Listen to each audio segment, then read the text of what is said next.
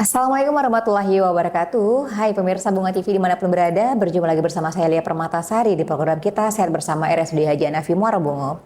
Baik, hari ini saya tidak sendirian karena saya ditemani oleh narasumber kita yang tidak asing lagi ya, di mana ada Ibu Dr. Hajah Mardiah SPP First Mars ya. Nanti gimana Ibu Dr. Hajah Mardiah ya, kita akan berbincang bersama beliau menanya-nanyakan mengenai TB paru dan peringatan Hari Paru Sedunia ya.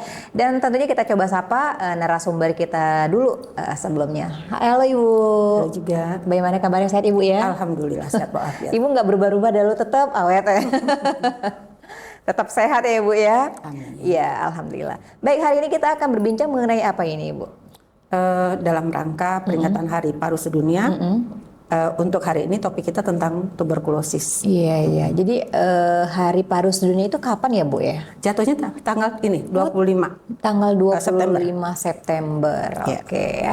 Nah, jadi sebelum kita masuk ke tema utama kita ya Bu ya, bolehlah kita sedikit bercerita tentang peringatan Hari Paru Sedunia. Mungkin apa sih maknanya dan kenapa sih penting banget untuk kita peringati bersama-sama seperti Ya. itu, Ibu? Jadi Hari Paru Sedunia itu dicetuskan karena sesudah kita evaluasi dari waktu ke waktu, kasus penyakit paru itu makin lama makin beragam. Iya. Dan kasusnya makin banyak. Baik itu yang terkait dengan pola kebiasaan, misalnya merokok, pola pekerjaan, termasuk juga penyakit yang terkait dengan penyakit degeneratif.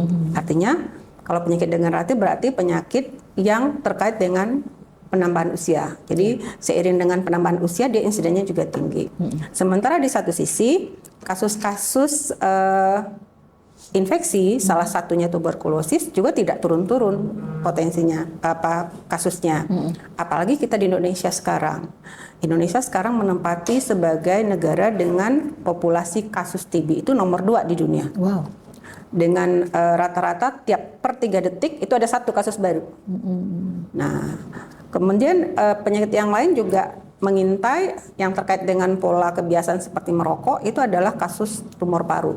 Itu juga angkanya cenderung terus bertambah, dan kita tahu bahwa yang namanya tumor paru itu salah satu penyakit yang sampai sekarang kita belum bisa tuntaskan. Jadi kalau seseorang dengan kasus tumor paru kita temui, meskipun kita sudah operasi, meskipun sudah kita kemoterapi, sudah diradiasi, tapi tidak ada jaminan bahwa dia sembuh. Jadi untuk itulah maka kita menganggap penting Hari Paru Sedunia itu penting untuk mengingatkan semua warga negara bahwa ada potensi penyakit di paru yang bisa muncul karena kebiasaan, gaya hidup, pemakaian rokok, termasuk nanti vape ya. Mungkin kita akan ada sesi khusus tentang vape sekarang, karena untuk saat ini di Singapura sudah di stop, nggak boleh lagi beredar vape. Nah, kemudian juga penyakit degeneratif seperti PPOK, bronkitis kronis, ya, walaupun itu memang terkait juga dengan rokok dan polusi. Mungkin itu. Jadi kita mengingatkan, kita harapkan jadi perhatian bagi warga semua. Karena bagaimanapun paru merupakan salah satu organ penting dalam kehidupan kita. Kalau paru kita tidak berfungsi dengan baik, itu akan menurunkan kualitas produktivitas seseorang. Sehingga kalau produktivitas berkurang, kita bisa lihat dampaknya ke depan, ya dia tidak produktif, dia menjadi beban sama keluarga, dan mungkin ada potensi keluarganya jadi terlantar. Iya. Oke. Makanya diperingatilah Hari Paru Sedunia ya Bu ya, dimana kita harus mengingat ya bahwasannya begitu penting paru-paru bagi organ tubuh seseorang ya, karena mengingat juga yang tadi Ibu Dr. Mardiah sudah mengatakan juga bahwasannya paru itu merupakan penyakit terbesar nomor 2 ya di dunia untuk kategori Indonesianya. Jadi pastinya beraneka ragam penyebab dari TB paru ini ya Bu ya. Kalau penyebabnya cuma satu, kumannya ya, tapi faktor yang mempermudah bisa beberapa kasus. Oke. Jadi faktor pendukung, faktor pemicunya seperti itu ya. Ya, salah satunya tadi sudah disebutkan juga oleh Ibu Dr. Mardiah bahwasanya rokok ya. Makanya dihimbau juga kepada seluruh masyarakat Indonesia, terutama untuk kita yang ada di Kabupaten Bungo, untuk dapat mendengarkan atau mengingat ya untuk peringatan Hari Paru Sedunia ya. Oke Bu, nah kalau untuk tadi Ibu juga mengatakan bahwasannya Indonesia merupakan penyakit paru yang tertinggi nomor 2 ya, Iya, Bu ya. penderita kita di Indonesia itu nomor 2 sesudah India. Iya, India nomor 1 berarti. India nomor 1. Berarti itu setiap detik itu ada kasusnya. Ada 3 kasus. Setiap 3 detik ada 1 kasus baru. Setiap 3 detik ada kasus baru. Nah, kalau untuk di kabupaten kita sendiri, Bu, untuk kasus parunya bagaimana itu? Oh ya, jadi kalau berdasarkan pengalaman kita di rumah sakit ya, yang kasus yang sampai ke rumah sakit, TBC menempati nomor 2 kalau untuk Kabupaten Bungo. Kalau untuk di rumah sakit itu yang paling banyak masih PPOK ya. PPOK itu kita ingat bahwa itu memang terkait dengan pola atau kebiasaan merokok atau polusi di tempat bekerja. Untuk TBC sendiri kita kasusnya nomor 2, dirawat inap maupun dirawat jalan. Cuman kita harus ingat bahwa kasus TBC itu datang ke kita tuh seringnya itu sudah kasusnya lanjut. Jadi artinya kalau kasusnya lanjut, luas infeksi di parunya lumayan luas. Dan yang kita khawatirkan adalah kalau dia masih fase awal enak. Jadi kita obat sekian bulan, 6 bulan minimal, terus sembuh total. Tidak mempengaruhi fungsi parunya habis itu. Cuman yang terkendala kita adalah banyak datang ke kita itu dengan TBC, terutama TBC paru ya. 1, luas infeksi. Infeksinya masuk kategori luas. Kemudian beriringan dengan itu juga status gizinya juga.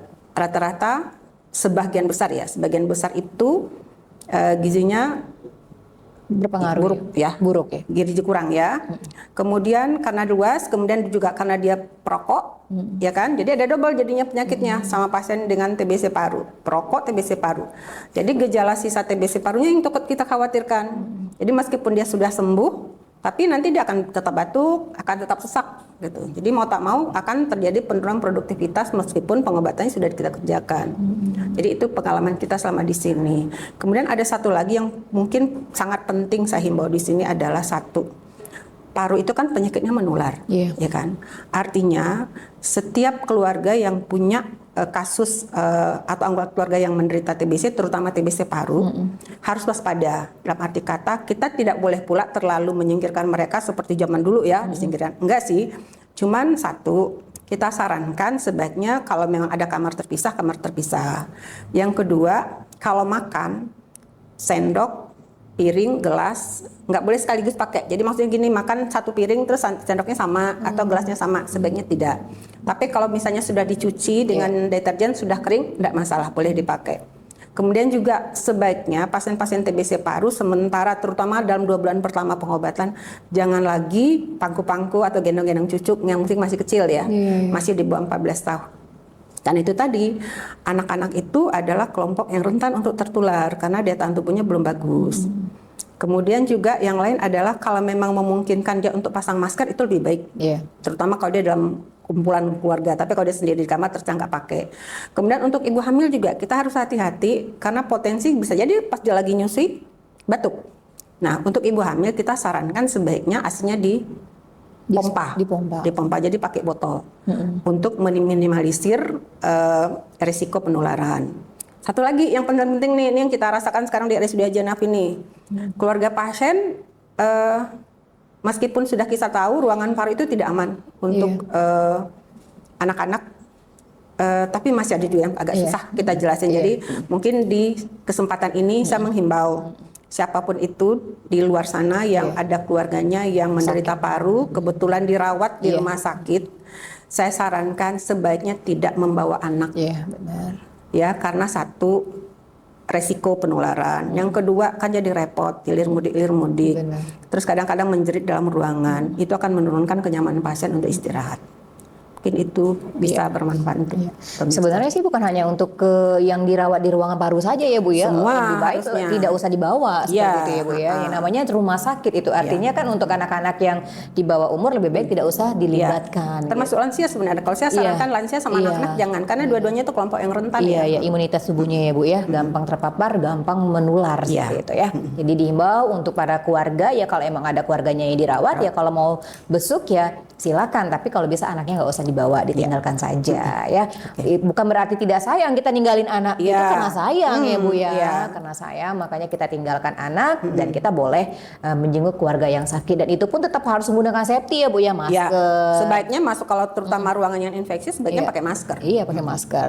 Habis itu dicuci tangannya gitu ya Bu ya. Kalau bisa mandi sekalian seperti itu. Ya itu untuk pencegahan. Nah, kalau untuk tadi kan kalau emang ada anggota keluarga inti ya misalnya ya Bu ya yang memang sakit TB paru, dan itu artinya kan kita nggak boleh dong mengisolasi mereka kan gitu. Dan dengan ada seperti itu kan bisa merusak psikis mereka juga ya Bu ya, psikis mereka seolah-olah mereka kayak dijauhkan atau mungkin diabaikan. Padahal kan kita untuk gimana ya? Mereka butuh support. Mereka butuh support dan mereka memutuskan mata rantai lah seperti itu. Nah, bagaimana cara kita sebagai anggota keluarga agar tidak menyinggung lah seperti itu Bu? Misalnya apakah itu bapaknya ataukah mungkin ibunya gitu. Jadi bagaimana cara penyampaian kita agar keluarga tersebut paham seperti itu ya Bu ya. Tapi mungkin kita perlu jelasin dulu TBC itu apa sih ya? Iya Ibu. Baik Bapak Ibu, perlu saya jelaskan bahwa tuberkulosis itu adalah penyakit infeksi yang disebabkan oleh kuman yang namanya Mycobacterium tuberculosis. Jadi agak berbeda dari kuman-kuman penyebab infeksi di badan. Kuman ini sedikit lebih susah kita bunuh dengan obat karena sifat dari dinding kuman itu tebal dan terdiri dari mukopolisakarida. Beda hal kalau misalnya dindingnya terdiri dari lemak, itu lebih gampang dibunuh. Nah, akibatnya apa? Karena dia tipenya susah dibunuh, maka dia butuh pengobatan jangka panjang. Beda kalau kita flu ya, itu kan paling lambat seminggu udah selesai, udah sembuh. Makanya dia butuh pengobatan jangka panjang. Minimal program yang ada sekarang itu pasien butuh pengobatan selama 6 bulan. Ya, di mana di 2 bulan pertama obatnya 4 macam dan di 4 bulan terakhir itu obatnya jadi 2 macam. Nah, kemudian meskipun tuberkulosis itu sebagian besar, jadi sekitar 80-85% itu menimbulkan penyakit di paru, ya. Itu yang kita sebut sebagai tuberkulosis paru. Tapi kuman TBC itu atau kuman tuberkulosis itu juga bisa menyerang organ tubuh lain. Semua jaringan tubuh yang ada aliran darah itu bisa terinfeksi. Kenapa bisa terjadi? Jadi pada fase infeksi, pada awal infeksi itu kan terjadi kuman masuk ke paru, menimbulkan infeksi lokal di paru. Dalam prosesnya jika daya tahan tubuh seseorang itu lemah, dia akan memperluas infeksi itu pada titik itu. Jadi dia diperluas. Pada saat perluasan itu akan terjadi perlukaan terhadap pembuluh darah. Nah, lewat perlukaan pembuluh darah tadi, kuman bisa masuk ke seluruh organ penting. Bisa ke otak, bisa ke ginjal, bisa ke usus, bisa ke mana lagi? Bisa ke kelenjar juga. Jadi TBC itu nggak cuma adanya di paru. Sebagian kecil bisa di payudara. Belakangan kita juga dapat lumayan banyak kasus yang dikira tadinya tumor payudara, ternyata cuma mastitis TB. Jadi kita tinggal obati dengan obat TBC yang sudah ada program. Kemudian kadang-kadang benjolan di leher atau di ketiak. Tadinya dikira tumor, ternyata begitu kita PA-kan, kita lihat hasilnya ternyata TBC. Jadi TBC itu bisa di mana saja. Di sini pengalaman kita sudah pernah tangani meningitis TB, jadi radang dari selaput otak karena TBC. Bisa juga encephalitis TB sudah pernah kita tangani, TBC kulit, kemudian tulang punggung juga sering kita temukan. Jadi yang namanya spondilitis TB. Jadi orang kadang pada kasus di mana orang mengeluh nyeri di tulang punggung, kemudian kadang-kadang kakinya lemah, kadang-kadang kencingnya tidak bisa lagi dikontrol. Ternyata kalau kita lihat sudah dievaluasi dia bisa terjadi pada pasien itu ada spondilitis TB. Nah, kalau ini tidak diobati pasien jadi cacat kan, nggak bisa jalan, kencingnya harus ditampung. Nah, jadi TBC itu pada intinya bisa menimbulkan kelainan di hampir seluruh organ tubuh. Jadi kita lebih berhati-hati lagi harusnya kan. Nah, untuk TBC paru sendiri, mengingat dia menularnya lewat percikan dahak, lewat bersin, ya. Nah, jika ada keluarga kita yang menderita TBC paru, tentu saja secara moral kita harus support, ya. Nggak moral aja. Secara moral disupport, gizi disupport juga, kemudian diawasi pemakaian obatnya dengan baik dan benar. Nah, bagi ibu, bagaimana caranya agar pasien itu tidak merasa terasingkan? Nah, kita butuh membangun moralitas dia bahwa, oh iya, keluarganya mendukung dia. tentu saja tidak seperti zaman dulu diasingkan di satu tempat jauh dari rumah, enggak kayak gitu. Yang penting kita memastikan potensi untuk dia atau percikan dahaknya sampai ke orang lain itu diminimalisir. Kalau memang kondisi rumahnya memang tidak ada kamar terpisah, kan kita nggak semua penderita kita tuh orangnya berduit, ya kan? Tidak ada kamar terpisah, minimal dia pakai masker. Selagi dia masih dalam berkontak dengan banyak orang, dengan beberapa orang di dalam rumah, sebaiknya dia pakai masker. Kecuali kalau dia sudah sendiri, ya kan? Pakai masker. Demikian juga dengan sendok, gelas, sama piring tadi. Kalau sudah dicuci dengan deterjen, sudah kering, bisa dipakai. Ya, itu aja yang penting. Cuman memang hati-hati, agak lebih ekstra pada anak-anak, kontak dengan anak-anak. Ya, kemudian makan, apa kelebihan makan pada orang dengan TBC paru? Kita ingat bahwa Tuhan itu sudah menyiapkan mekanisme pertahanan tubuh kita sebenarnya. Jadi kalau ada kuman masuk, itu enggak semata langsung jadi penyakit, enggak. Jadi kalau ada kuman masuk, tubuh kita akan melokalisir kuman itu, akan menyiapkan mekanisme pertahanan tubuh kita yang kita sebut sebagai imunoglobulin untuk melokalisir dan mencegah dia keluar. Dan mencegah dia beranak pinak di situ. Nah, kita tahu bahwa sumber dari imunoglobulin itu adalah protein.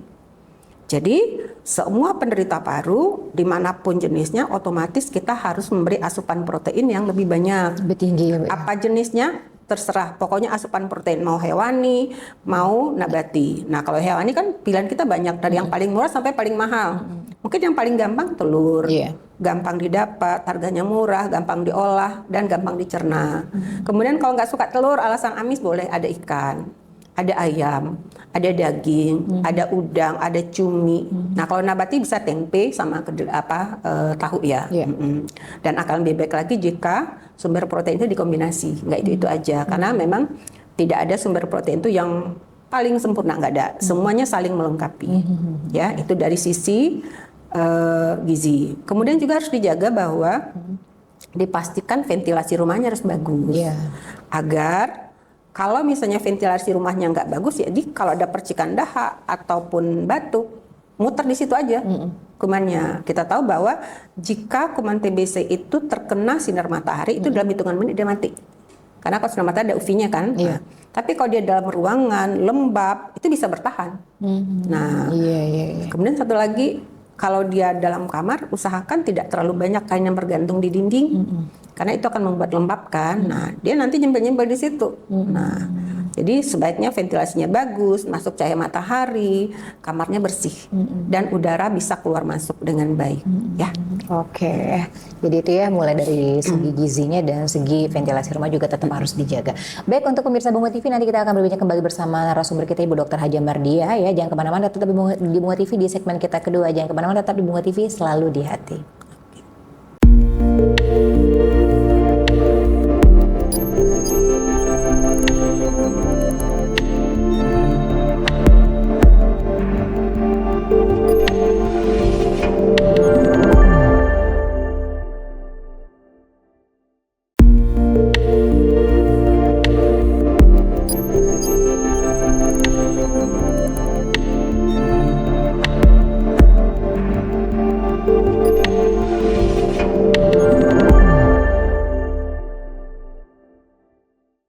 Oke, pemirsa Bunga TV dimanapun berada ya, tentu kita masih bersama Ibu Dr. Haja Mardia SPP, Kafir Smart ya, yang tadi Ibu udah panjang lebar menjelaskan mengenai TB paru dan tentunya peringatan Hari Paru Sedunia ya, yang dimana Hari Paru Sedunia dilaksanakan pada tanggal 25 September 2025 ya, untuk mengingatkan kepada masyarakat bahwasannya paru itu sangat berfungsi dan sangat berguna untuk kelangsungan hidup seseorang. Maka dari itu lebih baik mencegah daripada mengobati ya.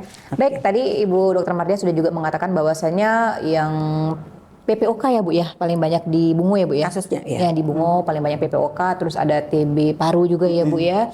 Dan tentunya itu TBC paru itu banyak, bukan hanya ke paru saja tapi ke organ-organ yang lainnya. Nah, apa saja sih Bu gejala yang khas gitu Bu ya pada TB paru yang perlu diwaspadai oleh masyarakat? Oke. Jadi gejala-gejala yang bisa diwaspadai sebagai kemungkinan TBC itu yang pertama demam. Demam. Batuk. Jadi bisa demam. Jadi yang pertama sekali itu batuk ya. batuk 2 minggu atau lebih. Bisa berdahak, bisa tidak berdahak. Kemudian gejala yang lain bisa nyeri dada, bisa sesak kalau misalnya lesinya sudah cukup luas, ya. Kemudian gejala infeksi yang lain, misalnya pasien bisa demam, atau badannya pegel-pegel, atau bisa rasa sakit-sakit di badannya. Kemudian juga ya rasa meriang gitu ya, jadi itu gejalanya. Tapi yang paling kita pegang itu adalah jika batuk lebih dari 2 minggu, itu kita harus waspadai kemungkinan itu TBC paru. Ya. Itu yang paling kita awasi. Cuman kadang-kadang itu kan overlapping dengan orang perokok ya. Orang perokok itu kan rata-rata mereka batuk. Cuman mereka kalau dibilang suruh periksa, mereka tinggal bilang, enggak lah Bu, batuk biasa karena merokok aja. Jadi pada kasus-kasus seperti ini biasanya sering datangnya agak telat. Karena mereka pikir, cuma karena merokok aja. Nah, biasanya pasien akan segera berobat. Nah, ada satu lagi gejala yang biasanya bikin pasien langsung datang cari dokter. Jika dia batuk darah. Ya. Jadi pada kasus-kasus TBC dengan batuk darah, biasanya pasien relatif datangnya lebih cepat. Karena orang lebih khawatir ya nengok darah ya. Kalau batuk, orang mungkin masih santai-santai aja. Tapi kalau batuk darah, biasanya dia segera datang berobat ke kita. Nah, kenapa seorang penderita TBC paru bisa batuk darah? Biasanya pada TBC paru itu disertai dengan terbentuknya yang kita sebut sebagai kavitas.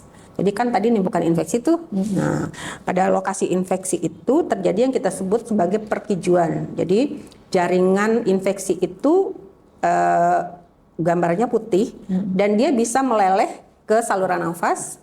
Nah, bekas dia tadi itu menjadi terbentuk seperti rongga ya. Rongga di paru-paru. Nah, di dinding rongga itu biasanya pembuluh darahnya lebih lebar-lebar. Jadi begitu dia batuk, tekanan intratorakalnya tinggi, pecah pembuluh darahnya yang di dalam itu tadi, di dalam kavitas itu, nah terjadilah batuk darah. Nah, batuk darah itu sebenarnya tidak hanya terjadi pada orang yang belum diobat. Selama pengobatan, selagi kavitas atau rongganya masih ada, pasien tetap bisa batuk darah. Dah kadang-kadang pada kasus dengan kavitas yang besar, selesai pengobatan pun dia tetap bisa batuk darah. Meskipun sebenarnya batuk darah itu tidak cuma TBC paru yang punya ya, tapi rata-rata kalau pasien dengan batuk darah itu kita pikirkan pertama adalah kalau dia belum pernah makan OAT atau belum pernah makan obat anti TBC, kita pikirkan kemungkinan dia batuk darah. Karena yang paling sering penyebabnya TBC. Itu mungkin gejala yang bisa diwaspadai. Jadi kalau ada keluarga bapak-bapak ibu-ibu yang dengan gejala seperti itu di atas, batuk lebih dari 2 minggu, bisa berdahak, bisa tidak berdahak, ada nyeri dada, apalagi ada batuk darah, ada demam, kemudian nafsu makan juga bisa turun. Dengan nafsu makan turun, mau tidak mau berat badannya juga akan turun. Nah, segeralah mencari pelayanan kesehatan terdekat, bisa puskesmas, bisa rumah sakit. Nah, nanti mungkin akan diperiksa dahaknya. Kalau misalnya dari dahaknya kita tidak dapat hasil, mungkin akan dirujuk ke rumah sakit untuk pemeriksaan lebih lanjut. Biasanya kita akan melakukan pemeriksaan ronsen. Jadi kasus TBC paru itu ada yang di dahaknya ketemu kuman, ada kadang-kadang hasilnya negatif. Tapi hasil negatif itu bukan berarti sama sekali kumannya nggak ada di dahak. Cuman mungkin jumlahnya terlalu kecil sehingga luput dari pemeriksaan. Nah, untuk kasus seperti itu, saringan keduanya dengan ronsen torak atau pemeriksaan ronsen dada. Nah, dari ronsen dada akan nampak itu nanti apakah memang ada lesi yang kita curigai TBC atau tidak, ya. Oke ya, jadi kalau untuk gejala khas ya pasti ada batuk diiringi dengan demam, kayak begitu ya Bu ya. Nah kan kalau untuk pengobatan TB ini kan dia harus meminum obat 6 bulan seperti itu ya Bu ya. Otomatis kan dalam 6 bulan itu pasien tidak mungkin terbaring kan gitu ya, begitu ya Bu ya. Ada yang mungkin pasiennya itu tetap beraktivitas. Rawat inap maksudnya? Iya. Atau rawat jalan gitu kan Bu. Dia tetap bisa beraktivitas seperti sedia bisa. Gitu kan Bu. Nah kita sebagai masyarakat otomatis kan kita kalau kita lagi keluar kita nggak tahu nih apakah ini pasien ini tadi TB atau gimana gitu. Nah kita nggak bisa ngelihat kalau kita cuma batuk aja ya mungkin kita beranggapan batuk biasa kan seperti itu Bu. Jadi yang ada nggak yang bentuk dari seseorang itu menunjukkan khasnya gitu ya Bu? Nggak bisa kita pastikan ya, kadang-kadang dia bisa overlapping gejalanya dengan PPOK itu tadi. Cuman yang penting sebagai kita orang di sekeliling atau sedang merokok dekat kita ya. Misalnya dia batuk, kita langsung toleh kepala kita, jangan ke arah dia batuk ya. Jadi itu tip pertama. Yang kedua, kami orang medis kemana-mana kami masih pakai masker kalau orang rame. Itu salah satu cara untuk memprotek diri jangan sampai, karena kita memang kadang-kadang tidak tahu bahwa di sekitar kita itu ada yang sakit TBC paru kan, apalagi kalau daya tahan tubuh kita lagi lemah benar. Nah, lebih aman tuh memang kalau kita berada di lingkungan yang kita tidak yakin aman, udah pakai aja masker. Kalau misalnya takut orang tersinggung, bilang aja, maaf ya Bu, saya lagi pilek gitu. Pada kita lah ngomongnya ya. Yang penting orang tidak tersinggung. Tapi intinya adalah, kemudian ada satu lagi yang harus kita jelasin, Bu jelasin bahwa batuk itu sebenarnya ada etikanya juga. Ya, jadi etika batuk itu, jadi kalau kita batuk jangan langsung hop gitu ke depan, enggak. Ini pakai ini. Iya, pakai siku ya. Pakai siku. Kalau kita nggak bisa, kadang-kadang nggak refleks kan, langsung begini aja, gitu. Putar toleh ke arah bawah batuknya, sehingga kita yakin di sana nggak ada orang kan. Tapi yang paling aman itu pakai siku. Jadi kita tertahan di sini, ya. Jadi ada etikanya begitu. Jadi kalau kita orang awam, ya udah hindari, jangan saya udah tahu dia batuk nih, olehkan dia kepala kita. Karena kan dia pasti masuk ke sini kan. Kalau arahnya tidak sesuai sumbu ya amanlah kita. Mungkin itu yang bisa kita lakukan. Oke, jadi kalau untuk penyebab utama tadi droplet tadi ya Bu ya? Yang lebih penularannya lewat droplet tadi itu pada orang batuk dan bersin. Karena batuk dan bersin itu kan refleks nggak bisa ditahan.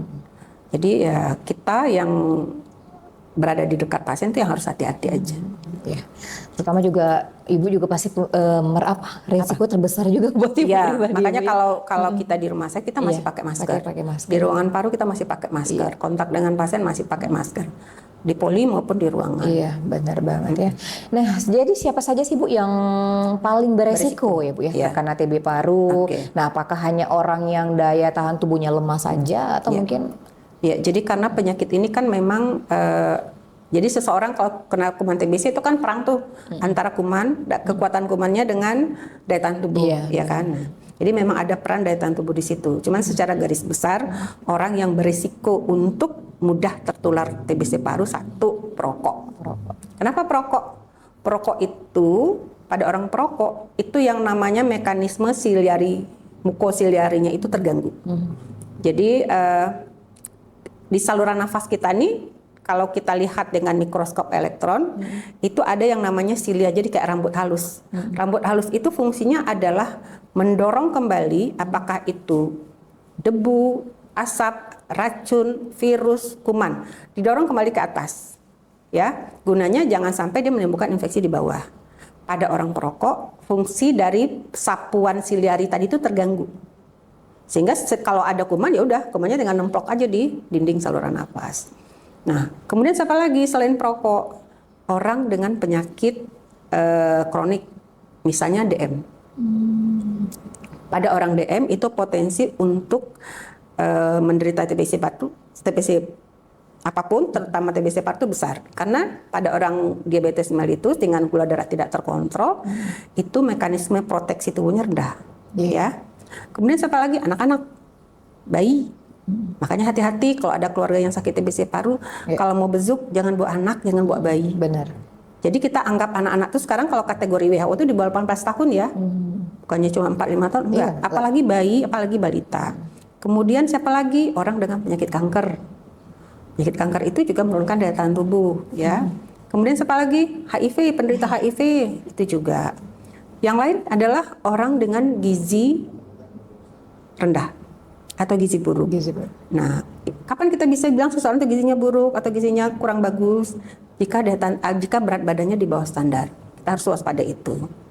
Nah, yang lain-lain adalah orang yang bekerja di tempat yang tingkat polusinya tinggi, ya, di tambang, termasuk salah satunya tambang batu bara, ya, itu potensinya untuk menderita TBC tinggi. Jadi kalau dengan beberapa kondisi tadi, terus ada yang menderita di komunitas itu, begitu dia batuk, ya udah rentan sekali untuk menderita TBC paru. Oke, jadi itu untuk pengelompokan orang-orang yang paling beresiko terkena penyakit TBC paru ini ya. Nah, kalau ada rokok, bagaimana dengan vape ya Bu ya? Oh iya, kita sama nggak sedikit vape dengan rokok ini?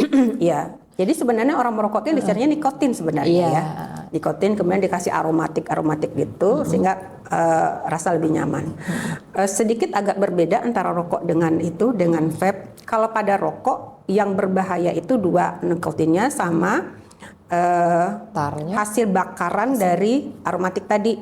Nah, itu dia satu berpotensi menimbulkan penebalan dinding saluran nafas. Kemudian merangsang terbentuknya kelenjar di saluran nafas pada orang perokok. Sehingga kalau ibu istilah awamnya apa itu pada orang perokok itu terbentuk pabrik-pabrik dahak. Jadi kelenjar itu kan memproduksi lendir ya. Nah, kemudian yang lain apa yang terjadi pada orang dengan perokok?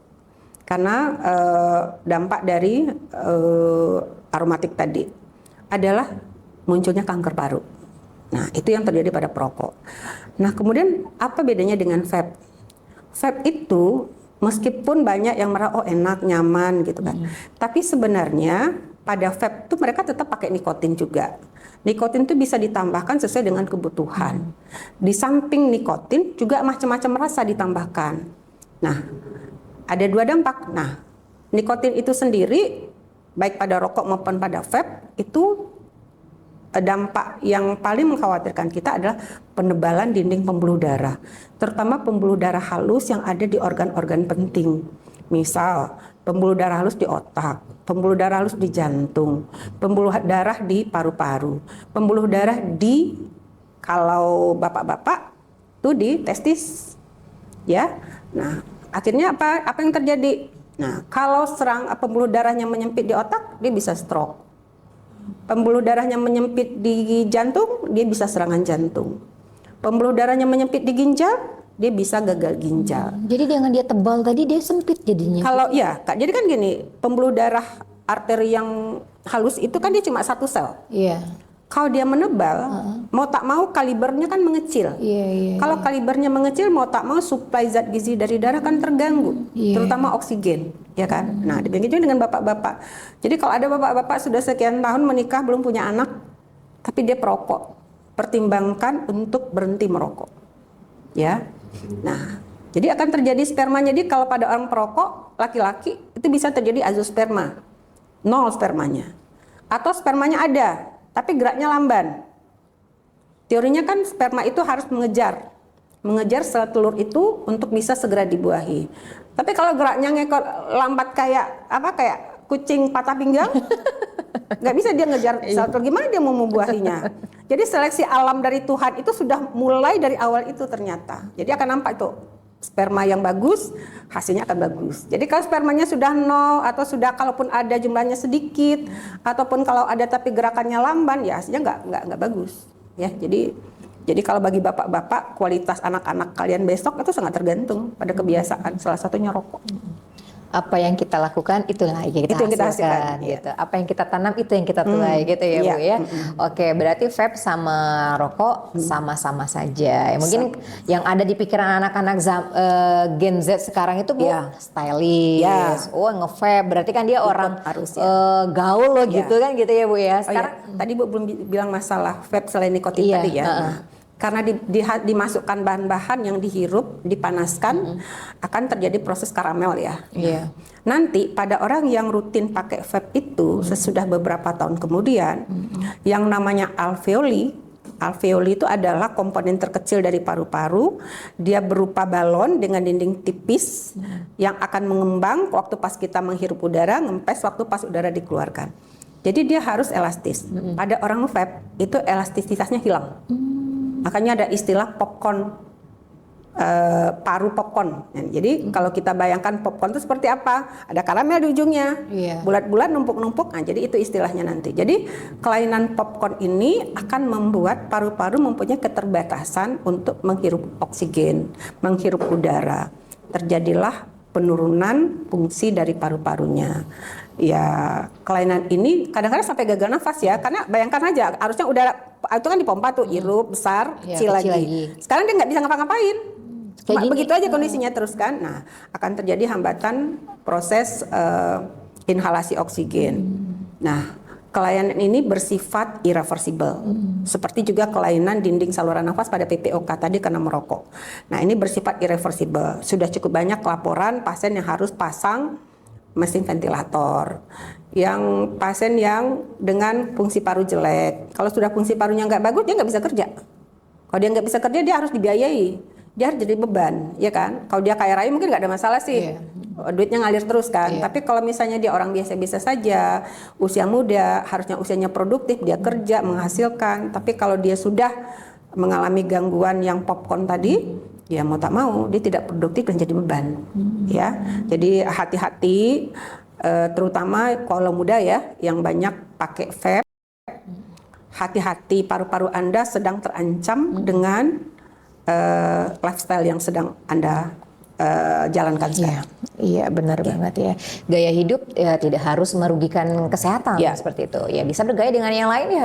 Buktinya banyak sekarang Gen Z yang dengan usia yang masih seberapa mereka sudah bisa menghasilkan cuan kan seperti itu ya Bu ya. Yang jadi yang diciptakannya berupa prestasi. Jangan yang bergaya tapi merugikan kesehatan kita ya.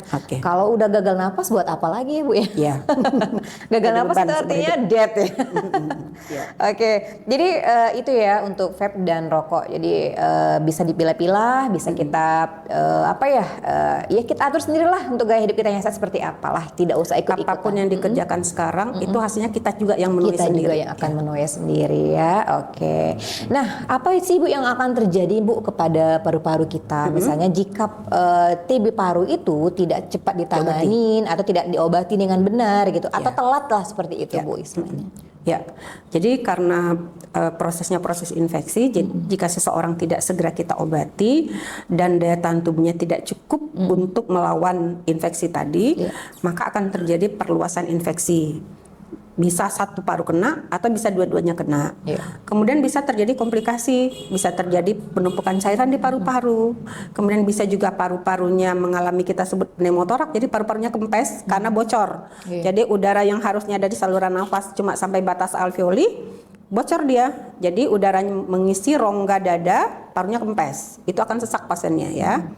Kemudian yang lain adalah saluran nafasnya tersumbat. Jika TBC parunya terjadi intrabronkial namanya. Jadi kita sebut yang namanya kelainannya atelektasis. Atelektasis itu apa yang terjadi? Tidak terjadi proses penyerapan oksigen di situ. Jadi gambarnya nanti kalau kita lihat itu gambarnya putih. Nah, itu dia bisa sifatnya segmental. Yang paling sering kita temukan segmental, misalnya lobus kanan. Lobus kanan mungkin lobus atasnya aja kena putih. Karena apa? Karena di pangkal lobus kanan itu, di bronkusnya itu ada infeksi TBC yang menyumbat saluran nafas. Nah, yang lain-lain adalah yang kita khawatirkan jika kondisinya berat, ya. Batuk darah berulang juga bisa terjadi pada TBC. Jika dia sudah ada kavitas atau ada rongga, itu juga bisa kita temukan pada pasien TBC paru yang telat untuk datang berobat. Nah, kalau kasusnya berat seperti itu, kita tidak cuma sekedar menghadapi problem terapi pasien, ya kan? Tapi kita juga nanti akan berhadapan dengan gejala sisa. Nah, gejala sisa itu pasien mungkin tetap batuk, tetap sesak, kadang-kadang masih berdarah. Nah, pada pasien yang dengan adanya rongga, jika rongganya cukup besar, biasanya di sana juga bisa tumbuh jamur, ya. Jadi jamur tuh nggak cuma ada di kulit. Nggak ada cuma kalau di pohon karet enak jamur bisa dimakan ya. Nah, kalau di badan kita jamur itu bisa di kuku, bisa di kulit, tapi bisa juga mengenai lubang bekas TBC. Nah, lubang bekas TBC itu tadi karena ada radang yang disebabkan infeksi jamur, pembuluh darahnya itu besar-besar kayak orang varises gitu. Biasa kalau kita lihat dengan bronkoskopi, gambarannya seperti orang varises, lebar sekali, besar-besar dan banyak di dinding itu. Nah, itulah pada kasus seperti yang biasanya terjadi batuk darah lama, batuk darah berulang. Kemudian apalagi yang kita takutkan, nah bekas TBC itu juga suatu saat jika kondisi pasien tidak oke, dia bisa berpotensi menjadi kanker. Jadi kanker pasca TB namanya, ya.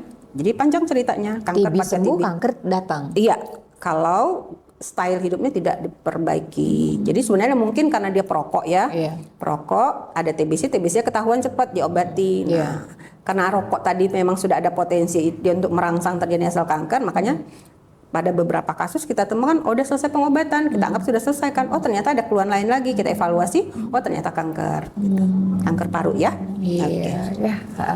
Jadi yang Tidak ada kata terlambat ya. Ya pokoknya kalau terlambat ya udah pasti ada komplikasi yang lainnya. Jadi lebih baik kita dari dini lah ya untuk periksa kalau emang merasa ada sesuatu gejala yang aneh di tubuh kita, cepat periksa agar cepat ditangani dan cepat diobati ya. Baik, nanti kita akan lanjut kembali bersama Dr. Permadi ya. Tetap di Bunga TV selalu hati-hati ya. Jadi jangan kemana-mana di segmen ketiga kita. Oke.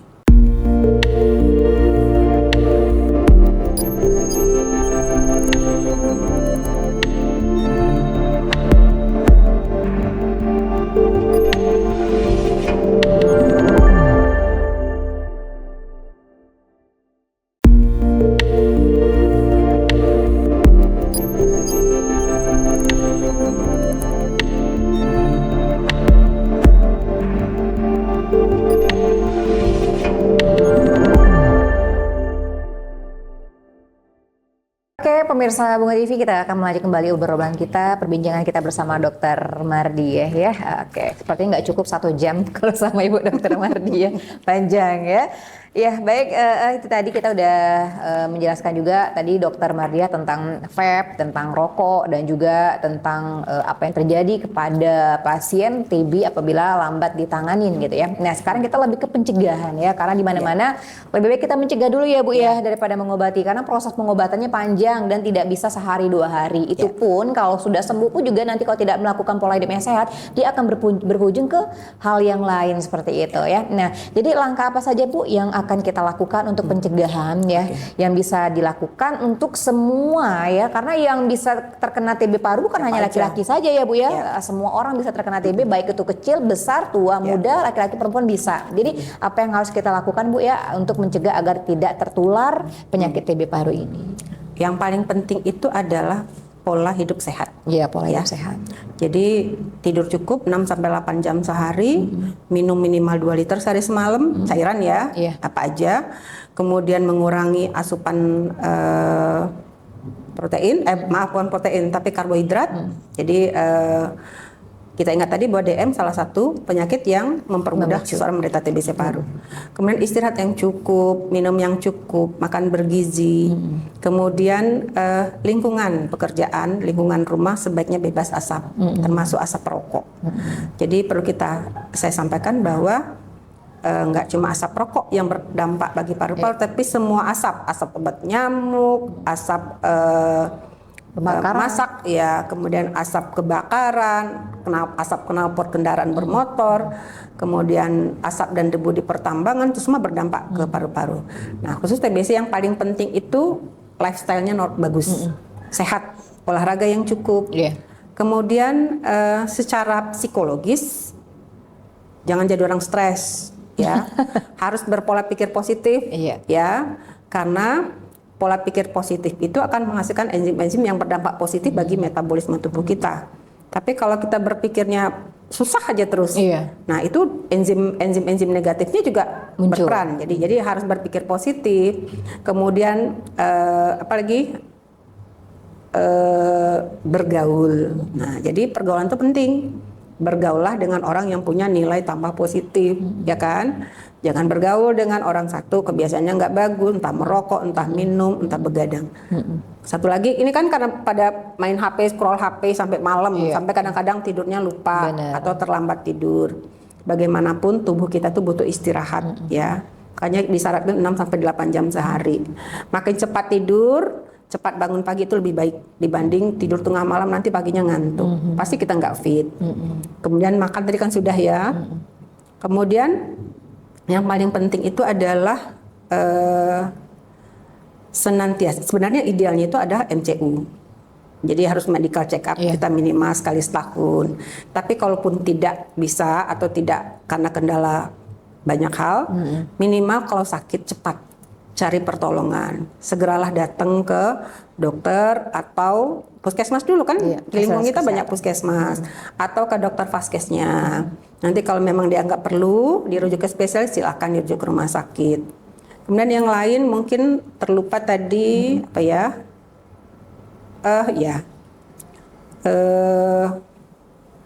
Jika berada di lingkungan orang banyak orang, hati-hati.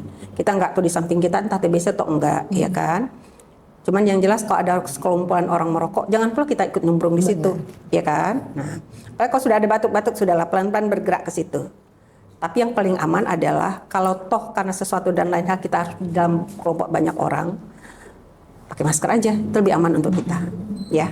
Mungkin itu, nanti kalau ada yang kurang nanti kita tambah. Oke. Jadi itu beberapa langkah pencegahan yang bisa dilakukan agar kita semua tidak tertular dari penyakit TBC paru ini ya. Nah, iya Bu, mengenai untuk pengobatan tadi ya Bu ya, kan kita harus minum obat selama 6 bulan ya Bu. Ya. Nah, kalau untuk prosedur minum obat selama 6 bulan itu apakah harus setiap hari tanpa putus atau boleh terputus atau obatnya emang direkomendasikan emang diberikan langsung kepada pasien sebanyak selama 6 bulan itu gitu. Oh iya, baik. Jadi untuk TBC paru itu sekarang standar pengobatan kita kan adalah minimal 6 bulan. Iya, Jadi di 2 bulan pertama tadi itu 4 macam dan di 4 bulan berikutnya itu 2 macam obat. Program terbaru itu minum obatnya tiap hari. Usahakan minum obatnya di jam yang sama. Ya. Kenapa harus di jam yang sama? Kita harus menjaga agar kadar obat itu di darah stabil. Karena kalau dia kadarnya di darah stabil artinya kontak obat dengan kuman itu stabil dalam konsentrasi tertentu. Sehingga pasien akan merasa secara klinis, oh dia enak gitu, dia merasa sudah sembuh, padahal sebenarnya belum. Nah, di fase 4 bulan itu kita tugas obat itu adalah membatasi pecahan pembelahan sel. Kemudian kalau pembelahan selnya tidak terjadi, berarti tidak terjadi populasi kan, penambahan populasi, sehingga kalaupun misalnya di fase 2 itu tadi tetap ada pembelahan sel, obatnya masih berdampak. Jadi di samping melokalisir jangan sampai terjadi pembelahan sel, kalaupun ada pembelahan sel dia tetap dibunuh sama obat yang 2 tadi. Nah, kemudian perlu saya jelaskan bahwa obat itu ada di Vaskes, terutama puskesmas saat ini ya. Meskipun kepala dinas kita itu sudah mencanangkan akan disiapkan di Vaskes lain non puskesmas, tapi mungkin masih butuh waktu. Cuman yang jelas di setiap kecamatan kan ada puskesmas, jadi artinya obatnya ada dan obat itu gratis. Nah, kemudian obat itu tidak terkait dengan BPJS. Jadi meski misalnya BPJS-nya di Vaskes tertentu, lain non puskesmas. Sementara obatnya di puskesmas, pasien tetap bisa ngambil obat di situ di puskesmas ya. Paling cuma masalah rasa ya. Nah, kalau rasa kadang-kadang kan ada agak enggan orang puskesmas. Udah pindahin aja sementara dulu ke puskesmas, vaskesnya agar enakan dengan orang puskesmasnya gitu. Nah, kemudian yang lain adalah itu yang saya bilang tadi, jika seseorang sudah kita diagnosa TBC, sudah kita kasih obat, nasihat yang paling penting satu, nggak boleh terpapar asap rokok ya, agar proses penyembuhan lebih cepat. Kemudian asupan gizinya harus ditingkatkan lebih dari biasa. Kalau saya biasanya yang praktis itu udah deh tiap hari makan telur 2. Ekstrak ya, ekstrak susu segelas minimal. Terus lauk yang biasanya sepiring sepotong jadi 2 potong. Untuk mengejar daya tahan tubuhnya bagus, mengejar berat badannya naik, sehingga diharapkan proses penyembuhannya lebih cepat.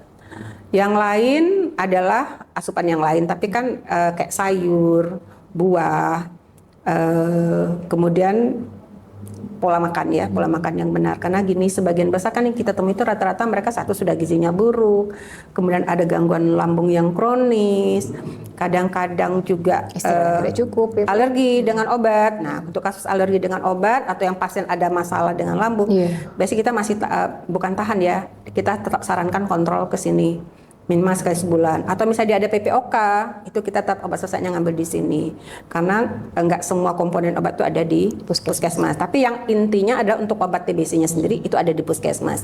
Jadi Bapak Ibu yang di rumah, jika ada keluarga yang dicurigai menderita TBC paru, segera berobat, segera mencari vaskes terdekat untuk diperiksa. Kemudian juga nggak usah khawatir, obatnya gratis kok. Obatnya gratis, bisa diambil di puskesmas terdekat. Jadi kalau pasien-pasien yang kita rawat di rumah sakit itu biasanya satu, pasien dengan gejala hebat. Mungkin dia entah batuk darah, entah sesak, entah demam. Kemudian nanti di rumah sakit kita evaluasi, kalau memang positif TB, kita langsung coba kasih obat. Kalau kondisinya bagus, misalnya sesaknya berkurang, enggak batuk darah lagi, kita yakin makannya aman, kita akan pulangkan pasien dan kita limpahkan ke puskesmas pengobatannya. Jadi minimal selama pengobatan itu pasien ke rumah sakit, terutama untuk pemeriksaan rutin itu 3 kali. Jadi sebelum dapat obat, kemudian 2 bulan minum obat dan 6 bulan minum obat. Lah kenapa mesti ada yang 2 bulan minum obat? Toh obatnya masih ada. Nah, itu gunanya adalah untuk mengantisipasi. Kadang-kadang gejala TBC itu juga overlap dengan gejala tumor. Jadi ronsennya kayak infeksi iya, tapi kayak masa iya ragu kan. Jadi kasus-kasus yang ragu itu sebaiknya, makanya kita pakai patokan itu 2 bulan. Jadi kalau misalnya memang ada kasus yang overlap tadi, kita cepat tahu. Jadi kasus tumornya cepat segera kita diagnosis dan kita tangani. Ya. Oke. Oke, jadi jangankan putus, waktunya saja harus tepat ya. Kalau Ya, memang minum jam minumnya. 3 ya jam 3 minumnya, jangan Geser-geser. digeser-geser karena itu dapat memicu perubahan atau memperlambat proses penyembuhan lah Ya. gitu. Nah, kalau untuk apa ya Bu ya, di Rumah Sakit Umum Haji Hanafi sendiri gitu Bu, apakah ada program khusus atau layanan yang disediakan oleh RSUD dalam menangani pasien TB paru iya. ini Bu? Kita punya bagian khusus untuk paru, itu kita sebut sebagai TB dot ya. TB dot. Jadi TB dot. Jadi kasus-kasus TB paru yang kita tangani di sini, terutama kasus yang ada ada permasalahan lah, misalnya tadi pasien dengan gangguan hapti. Iya. Itu kan obatnya nggak bisa seperti obat program kita pakai. Kita harus memilah obat mana yang bisa ditoleransi pasien. Pasien dengan gagal ginjal tapi TBC. Pasien dengan, kalau DM asal tidak ada efek samping nggak, kita tetap limpahkan ke puskesmas. Atau pasien dengan efek samping urtikaria yang tidak bisa ditahan, yang nggak bisa ditoleransi pasien, itu kita menyebutnya sebagai TBC paru dengan drug eruption ya. Jadi ada reaksi obat terhadap tubuh pasien yang nggak bisa ditoleransi. Itu obatnya khusus, kita nggak pakai obat paket ya. Itu yang kita tangani di sini. Tapi secara umum kita juga punya unit TB dot, di mana semua pasien TBC itu monitoringnya di TB dot. Rekomendasi obat juga dari Polidot. Kemudian pengantar, jadi pengantar untuk ke Vaskes untuk kasus TB paru dan TB non paru pun kita layani lewat TB dot.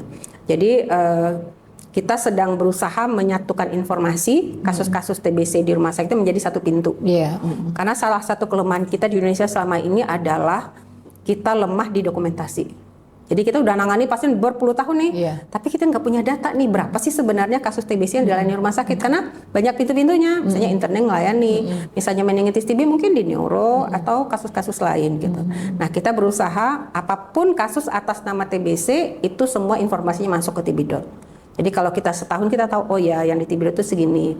Kalaupun ada loss kita meminimalisir lah yang loss informasi tadi. Nggak jauh-jauh banget gitu ya Bu ya. Oke. Jadi kalau untuk layanan dan juga program ya pastinya sudah disediakan di RSUD Haji Hanafi ini. Jadi kalau untuk kelengkapan atau sarana dan prasarana sendiri sudah ada. Kalau butuh peningkatan, iya, yang bagaimanapun kan kita rumah sakit masih butuh peningkatan terus ya, sarana dan prasarana, pelatihan-pelatihan untuk SDM kita juga. Kemudian satu lagi untuk kasus TBC. Jadi gini, TBC paru itu ada 2. Satu yang masih bisa diberi obat OAT kategori 1 ya. Nah, yang kedua adalah pasien dengan TB resisten. Itu kita sebut sebagai TB-RO. Di sini pun kita sudah melayani kasus TB-RO. Nah, selama ini yang kita tangani itu nggak cuma dari Bungo. Dari Bangko juga ada yang datang ke kita. Dari Darmasraya juga ada ya untuk kasus TB-RO. Jadi Bapak Ibu untuk pelayanan TB, tuberkulosis kita di Rumah Sakit Umum Haji Hanafi, alhamdulillah kita sudah banyak kemajuan dan insya Allah kita bisa tangani dengan baik.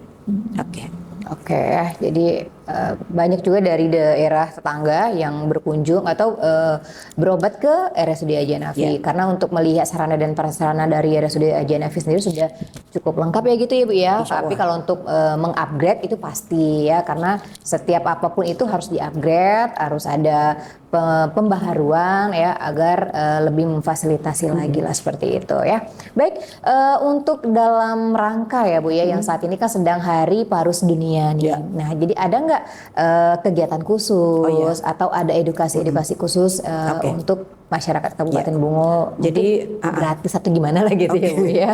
Yang ada sekarang yang hari ini serentak itu PDPI, Perhimpunan Dokter Paru se-Indonesia, mencanangkan program edukasi massal, terutama untuk masyarakat awam, di semua rumah sakit yang ada dokter parunya. Untuk Jambi, di semua rumah sakit daerah, termasuk rumah sakit swasta yang ada dokter parunya, serentak hari ini. Serentak hari ini ya Bu ya. Jadi sebenarnya tujuannya adalah memperluas masyarakat yang dapat informasi tentang TBC, khususnya TBC paru dan penyakit-penyakit lain. Jadi kalau kemarin Dokter Ibau sudah podcast tentang kanker ya. Jadi karena kita cuma berdua, jadi mau tak mau topik yang kita bisa bawa cuma dua topik. Tapi mungkin topik-topik yang masih ada sekitar 5 atau 6 topik lain yang kita sudah siapkan. Tapi mungkin nanti kita atur jadwalnya. Tapi setidak-tidaknya untuk Indonesia sekarang di hari yang sama hampir semua rumah sakit yang punya dokter paru menyelenggarakan edukasi baik itu di rumah sakit ataupun berupa podcast untuk memperluas cakupan warga yang terpapar informasi tentang penyakit paru, nggak cuma TBC aja. Ya, mudah-mudahan dengan edukasi itu makin banyak orang yang dapat informasi, makin banyak orang yang sadar betapa pentingnya kesehatan paru. Karena kalau paru tidak sehat, orangnya pasti tidak sehat. Kalau orangnya tidak sehat, pasti tidak produktif. Artinya dia akan jadi beban. Oke. Jadi kalau untuk kegiatan edukasi, ya pastinya sudah dilaksanakan oleh seluruh rumah sakit yang ada di Indonesia, termasuk RSUD Haji Nafi sendiri ya. Oke, nanti kita akan berbincang kembali bersama Dr. Mardiah ya. Jangan kemana-mana, tetap di Bunga TV, selalu di hati.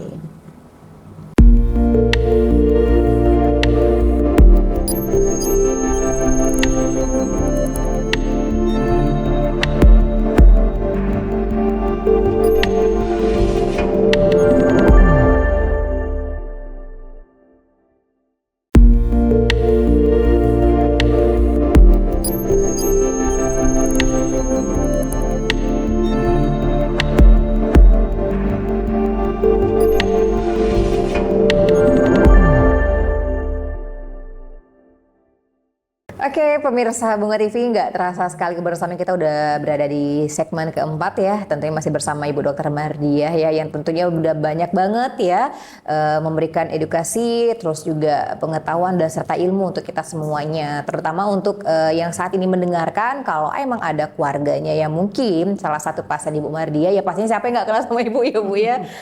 Dan semoga saja kita semua yang ada di sini atau siapa sajalah itu jangan jadi pasien. Jangan jadi pasien ya Bu ya. Ya, amin. Jadi kalau bisa kita interaksinya di luar rumah sakit saja ya kan, apa tidak mau lah jadi pasien lah gitu ya Bu ya. Kita kan sakit itu nggak enak. Sakit itu nggak enak. Sakit itu mahal ya Bu ya. Sehatnya mahal. Sehatnya mahal. Jadi sakit lebih mahal lagi. Sakit lebih mahal lagi. Lebih mahal, lebih menyita waktu dan lebih menyiksa serta juga merepotkan keluarga juga ya Bu ya. Oke ya. Nah jadi di segmen keempat kita lebih ke pesan ya. Jadi apa sih pesan utama yang mungkin Ibu Dokter sampaikan kepada masyarakat Bungo terkait kesehatan paru-paru ini? Ya.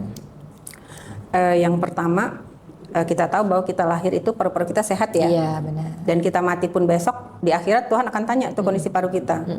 Nah jadi jagalah paru-paru kita agar tetap sehat. Caranya satu, tidak diberi polusi asap. Benar. Asap apapun.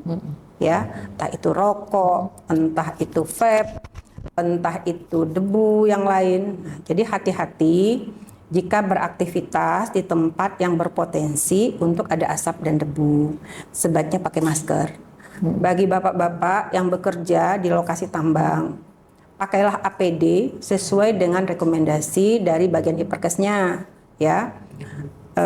Karena biasanya pengalaman kita, perusahaannya tuh mewajibkan pakai masker. Iya.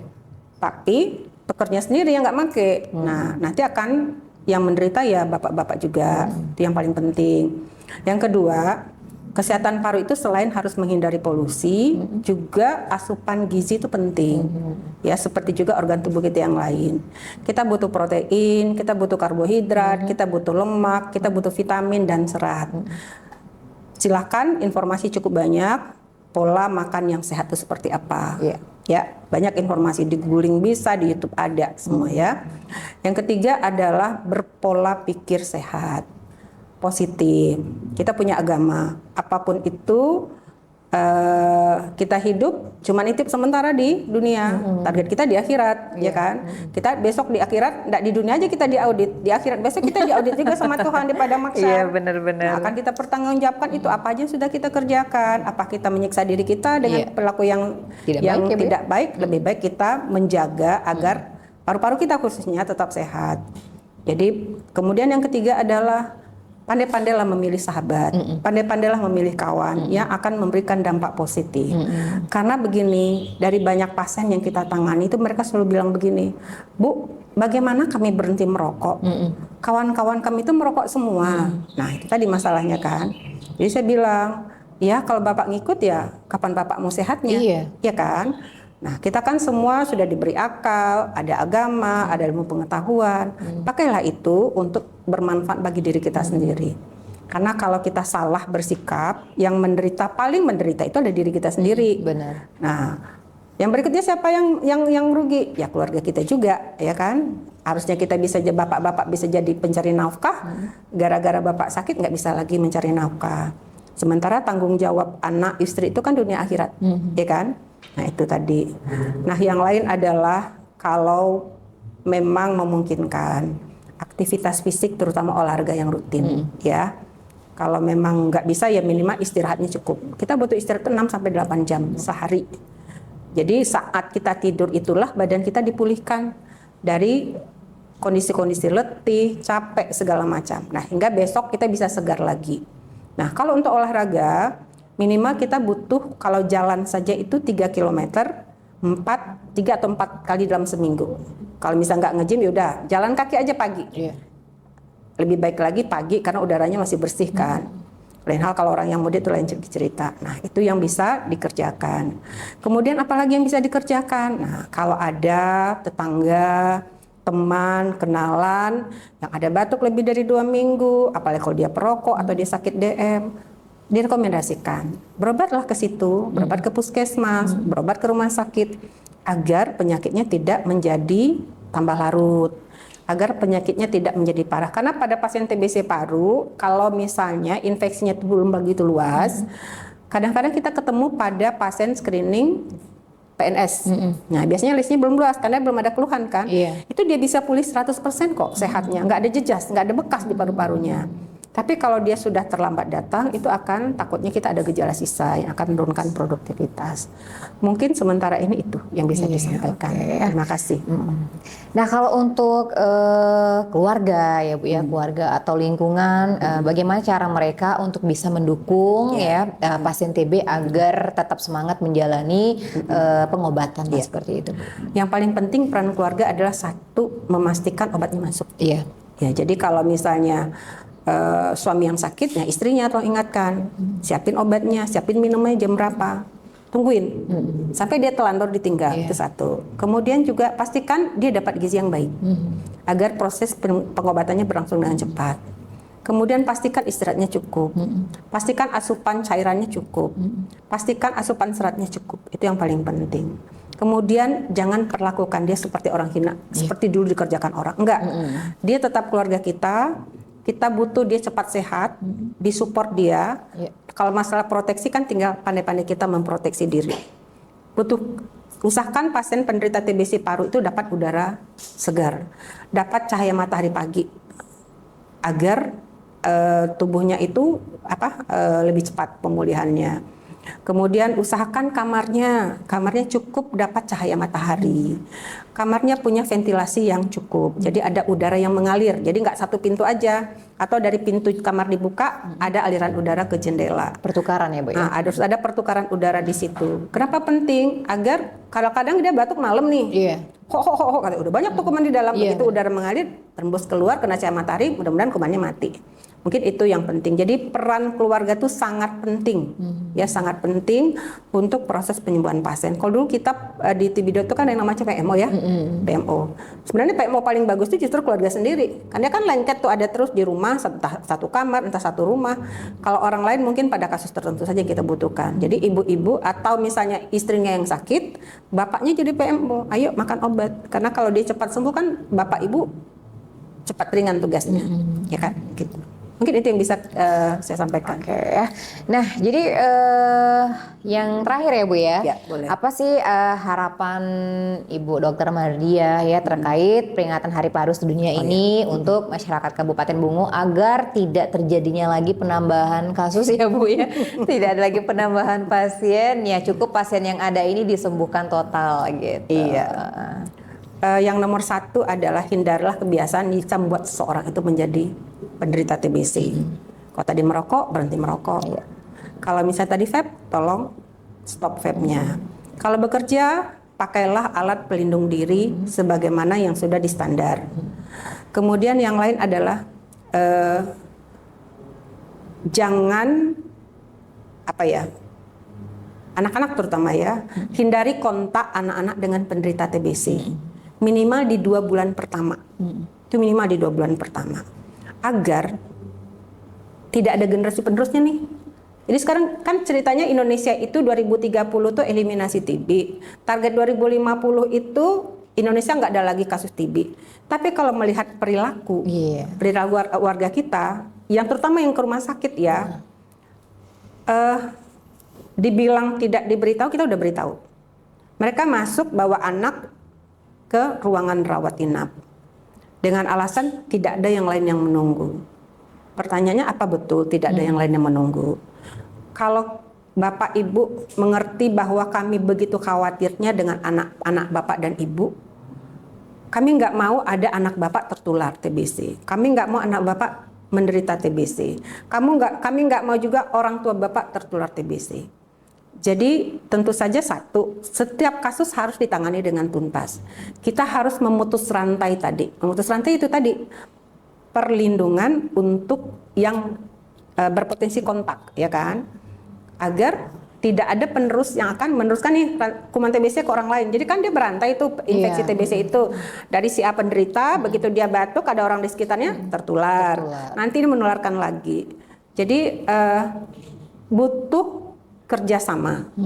Kami sebagai tenaga kesehatan dengan bapak-bapak dan ibu-ibu sekalian di masyarakat, termasuk perangkat-perangkat entah di desa, entah camat, entah siapapun itu, stakeholder, agar kita bisa memutus rantai. Yang paling penting itu memutus rantai itu yang susah ya, karena memang kita selalu berpikir, oh kalau ada yang sakit kita rame-rame yuk ke rumah sakit.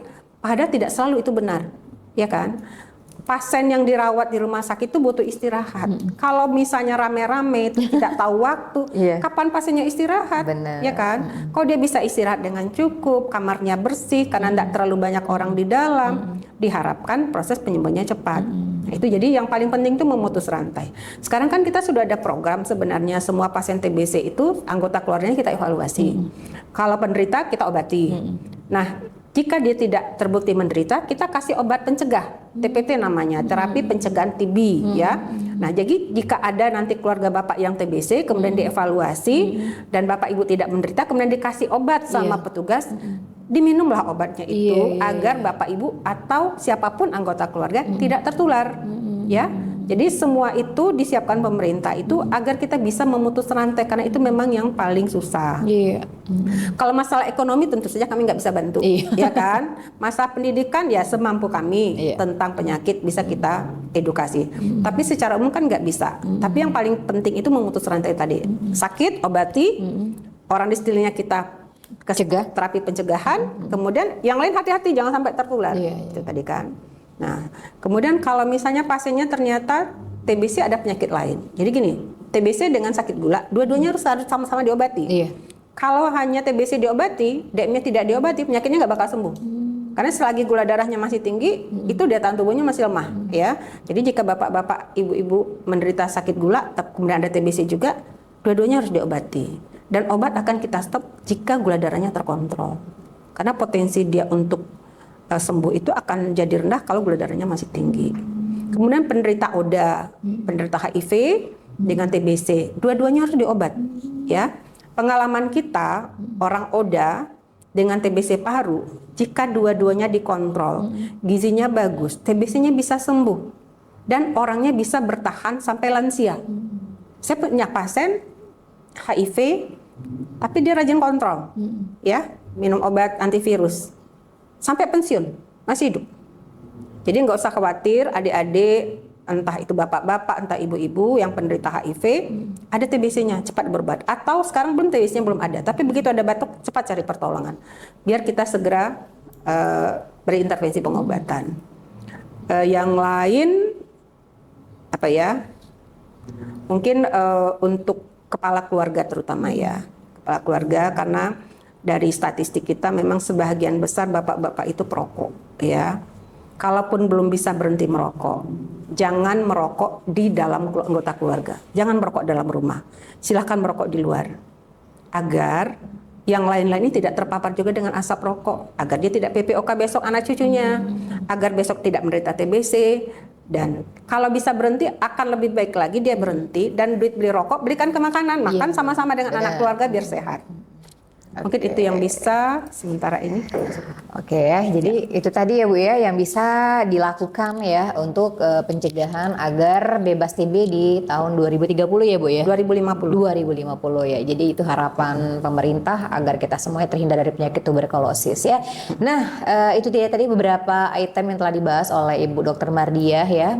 Kalau emang sudah merasa ada gejala yang merasa merujuk ke sana, cepat berobat agar cepat mendapat penanganan dan agar bisa sembuh total tanpa ada bekas yang tersisa seperti itu ya. Baik kalau gitu kami berdua pamit dari ruang dengar pemirsa Bungo TV semuanya. Semoga apa yang sudah disampaikan oleh Ibu Dr. Mardiah bisa menjadi pembelajaran buat kita, bisa menjadi edukasi juga buat kita dan bisa merubah perilaku kita yang dari tadinya kurang baik menjadi ke yang lebih baik. Karena apa? Merubah perilaku itu tidak segampang membelah telapak tangan ya Bu ya. Butuh proses, tapi paling tidak dengan adanya edukasi ini bisa memicu atau memacu bapak-bapak ya atau siapapun itu yang merokok ataupun nge-vape bisa merubah, bisa mengurangi, bukan mengurangi sih, stop ya Bu ya. Harusnya stop ya. Harusnya stop. Tidak ada kata tawar menawar ya. Jadi harus benar-benar berhenti total. Kalau mau paru-parunya sehat. Iya, kalau mau paru-parunya sehat harus berhenti total ya. Baik kalau gitu kami pamit. Akhir kata kami ucapkan wassalamualaikum warahmatullahi wabarakatuh. Terima kasih Ibu. Sama-sama. Assalamualaikum warahmatullahi wabarakatuh.